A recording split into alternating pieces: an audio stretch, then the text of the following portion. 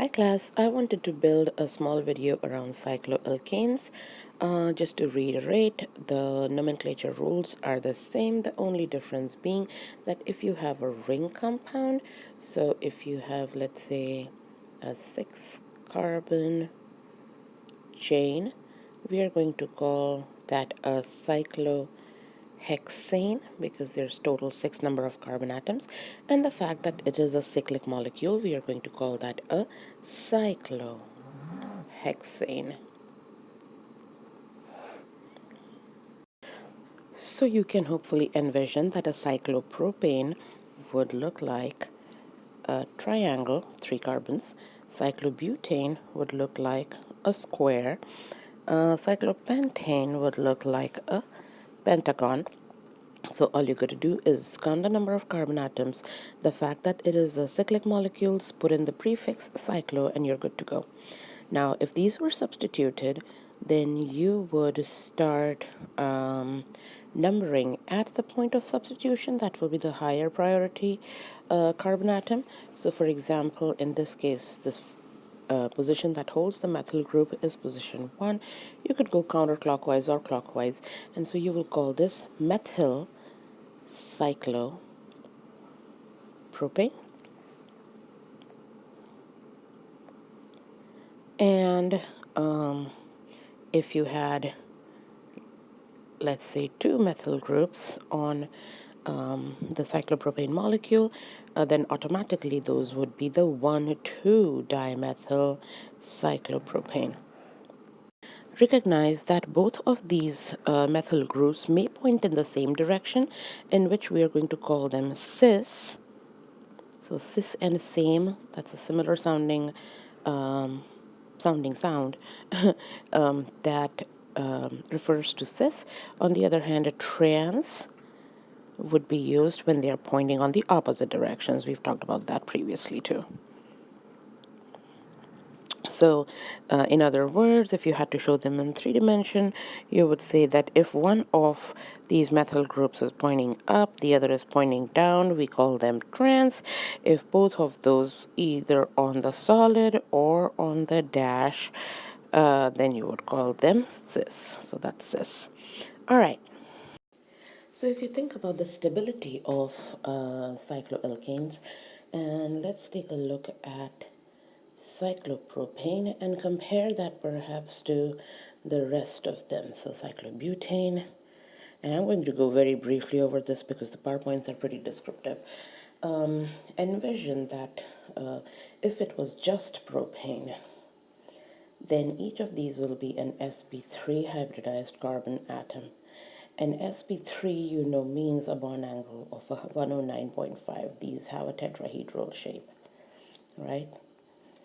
Now, in order to make this triangle, recall from geometry, your internal angle right over here, that's going to be 60. That means if you had to go from an sp3 hybridized carbon to a triangle, which is it's kind of a mix of sp2 and sp3. That's why it forms bending. Hopefully you saw that from the molecular models. And so the molecule will have to go through a lot of angle compression. This is also called as angle strain, sometimes also referred to as the ring strain or the Bayer strain.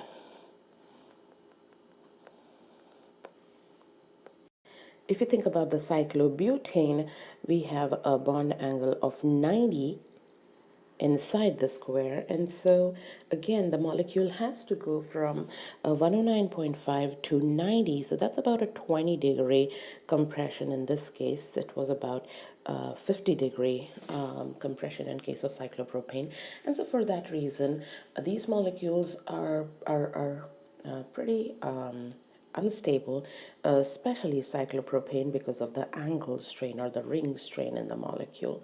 And the first instance that it gets to open up the ring, it would do so. Cyclopentane, on the other hand, is a little bit more stable, and the reason for that is because the internal angle here is a 108. So it's not too bad. It's only like 1 degree difference. Now, hopefully you can also see, and one of the slides on the PowerPoint also showed that, when cyclopropane has to form, or if cyclopropane has to form, you basically end up seeing your hydrogens. In order to see the tetrahedral, your hydrogens all are like perfectly aligned this way. And so each of these hydrogens is completely eclipsed. So whichever direction you look at, you always see that torsional strain. I told you in class, with eclipsing comes torsion. It's kind of like a BOGO, buy one, get one free. So if you have eclipsing in the molecule, there will be torsion in the molecule, and so these molecules are going to suffer with a lot of strain for that matter. But the primary reason for the strain is the ring strain in the molecule. Okay, I'm going to spend the majority of the time in talking about how to draw the cycloalkanes and a little bit about cis and trans, going from and to the solid-ended and the dash in the next 5 minutes or so. So the easiest way to think about a cyclohexane, which is the chair conformation, recall for the PowerPoints, it is the chair conformation, can be seen through essentially parallel lines. So you can draw a parallel line like that, a parallel, oh, that's not parallel, parallel line like that, and a parallel line like this, and a parallel line like that.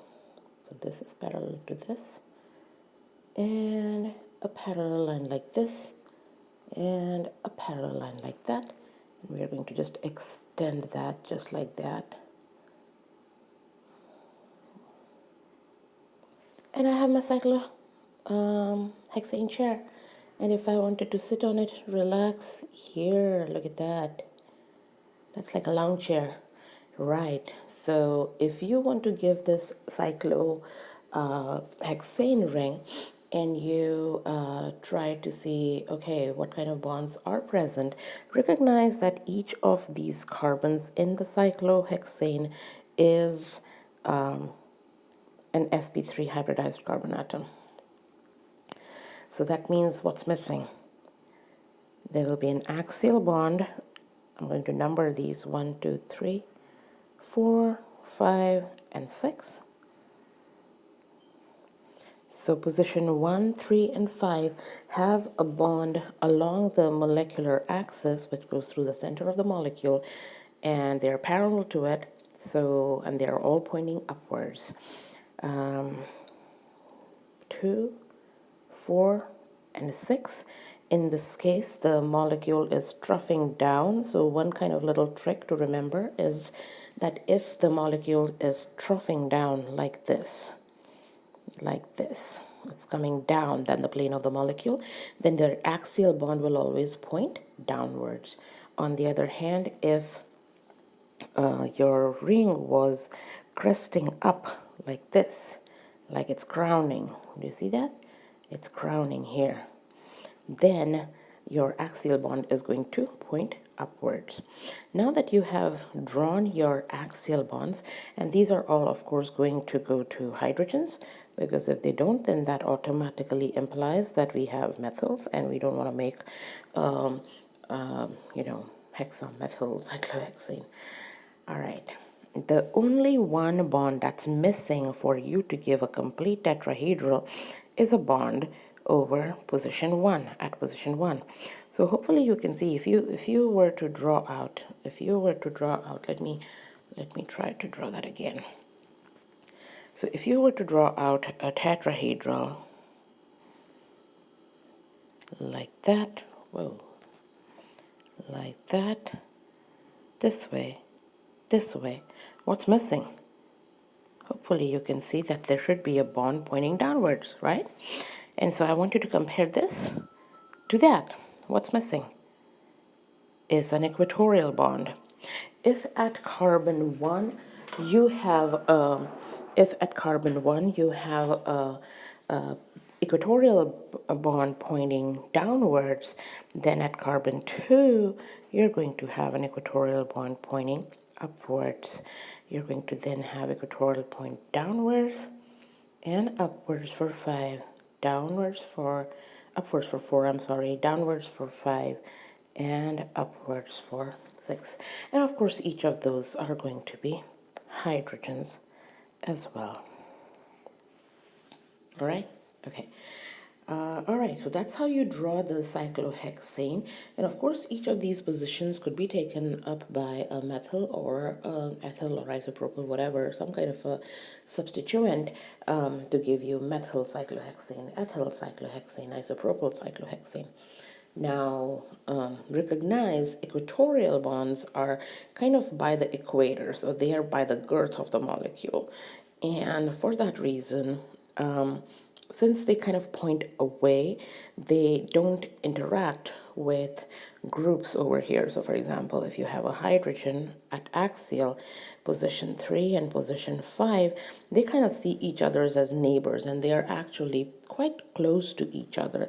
So they indulge in what is called as a 1,3 diaxial interaction. Now that's not so important in case of hydrogen because that's a small molecule, but let's say instead of hydrogen, if this was like a bigger CH3, bigger the bulk, greater will be the interaction. And so the methyl group over here at position 1 is going to interact with the hydrogen at position 3 and hydrogen at position 5.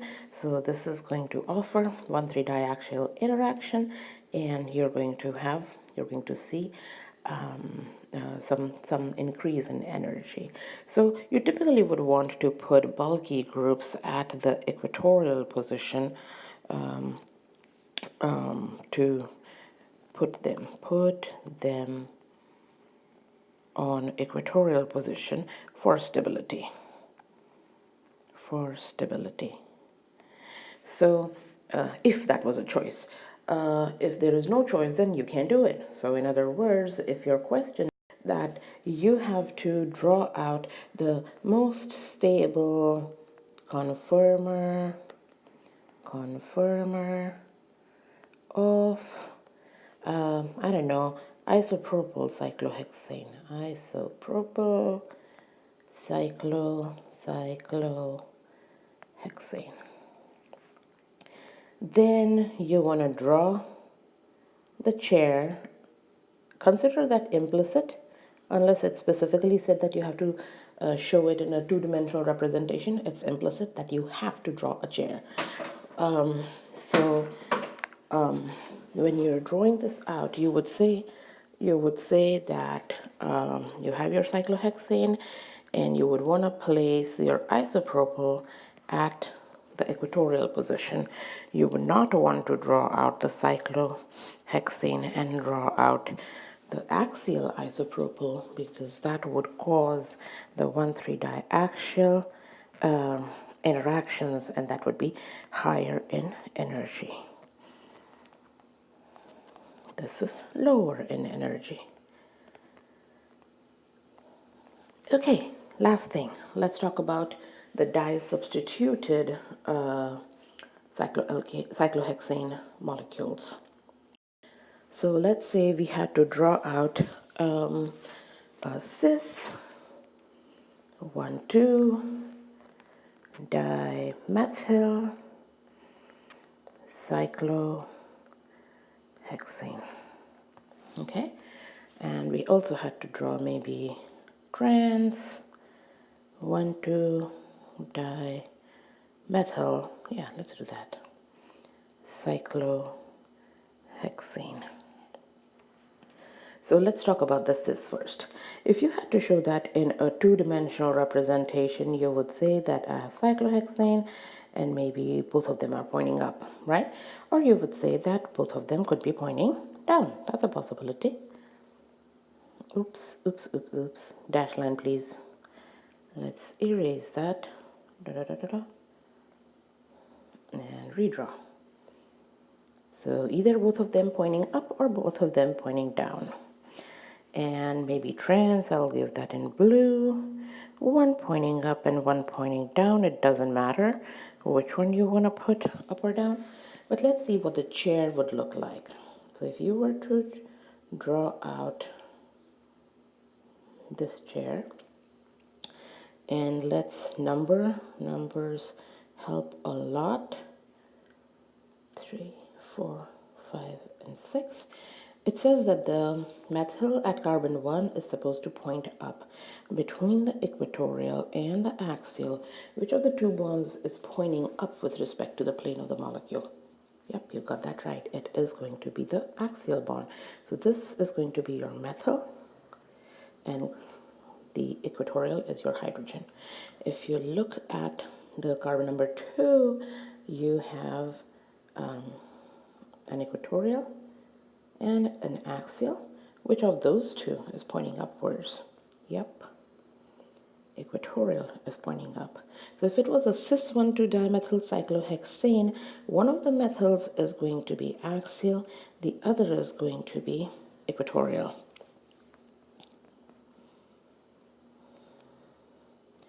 I do want to draw out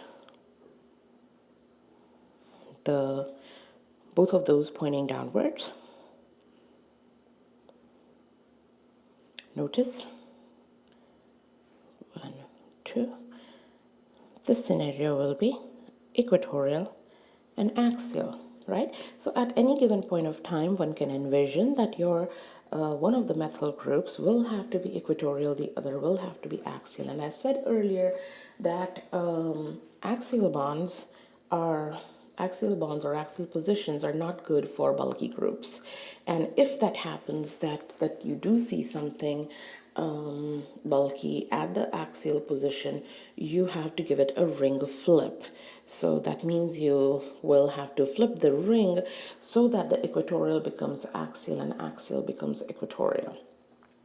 Also recognize that when you do the flip, then you don't quite actually get a different molecule. It's a different version of the same molecule. And so this is a classic example for that. What I have here is an axial and an equatorial dimethyl position. And when I actually make up the two-dimensional representation of the one with complete dashes, I get an, again, equatorial and axial. And you can achieve one over the other, getting out a ring flip too. But notice that at any given point of time, both of those will contain one axial position, whether you like it or not. And so both of these are still cis 1,2-dimethyl cyclohexanes, and you are going to see the axial bond being taken by the methyl group. If you do the same thing for the trans 1,2-dimethyl cyclohexane, let's draw out the chair. One, that's a bad chair, by the way. Yeah, better.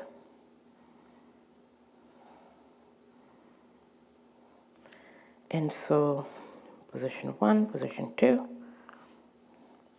And the second one is going to point down. Notice both of these positions are going to suffer of the 1,3 diaxial interaction, right? So one set of the molecule is going to have the interaction with the hydrogen and the methyl pointing or facing upwards, and the other one is going to have the 1,3-dimethyl diaxial interaction pointing downwards. So two sets of these diaxial interactions, you should carry out you got it, ring flip. And when you carry out that ring flip, it essentially is kind of like a mirror where position 1 that you have, so essentially this part goes down and this part comes up. So position 1 is going to become equatorial. And since now the carbon number 2, which was troughing earlier, is cresting now, notice it's pointing up. It was pointing down, now it's pointing up. Earlier it was pointing down. So what was axial is going to become equatorial, and so you're going to see an E. So between the two, an axial and an equatorial, which one do you think is more stable? Absolutely. The dimethyl in the equatorial positions is supposed to be more stable as compared to the dimethyls in the axial positions. All right, I'm going to stop here and I'll see you next week.